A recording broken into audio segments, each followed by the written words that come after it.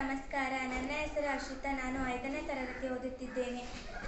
ನಮ್ಮ ಶಾಲೆಯ ಹೆಸರು ಸರ್ಕಾರಿ ಹಿರಿಯ ಪ್ರಾಥಮಿಕ ಶಾಲೆ ಗಾಜನೂರು ಅಗ್ರಹಾರ, ಶಿವಮೊಗ್ಗ ತಾಲೂಕು, ಶಿವಮೊಗ್ಗ ಜಿಲ್ಲೆ. ಈ ದಿನ ನಾವು ಪರೀಕ್ಷೆ ಎಂಬ ವಿಷಯದ ಬಗ್ಗೆ ಮಾತನಾಡಲು ಬಯಸುತ್ತೇನೆ. ಪರೀಕ್ಷೆ ಎಂದರೆ ನನಗೆ ಯಾವುದೇ ಭಯವಿಲ್ಲ. ಏಕೆಂದರೆ ನಮ್ಮ ಶಾಲೆಯಲ್ಲಿ ಕಿರು ಪರೀಕ್ಷೆಗಳನ್ನು ನಡೆಸುತ್ತಲೇ ಇರುತ್ತಾರೆ. ಪ್ರತಿ ಪರೀಕ್ಷೆಯೂ ಕೂಡ ಕಟ್ಟುನಿಟ್ಟಾಗಿ ಇರುತ್ತದೆ.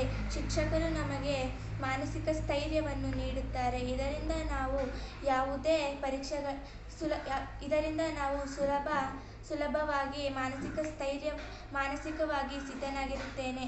ಪರೀಕ್ಷೆಯ ಮೂಲಕ ನಾವು ಮಾನಸಿಕ ಸ್ಥೈರ್ಯವನ್ನು ನೀಡುತ್ತಲೇ ಇರುತ್ತಾರೆ. ವರ್ಷಪೂರ್ತಿ ಕಲಿತ ವಿಷಯವನ್ನೇ ನಾವು ಕೇವಲ 2 ತಾಸುಗಳಲ್ಲಿ ಪರೀಕ್ಷೆಯ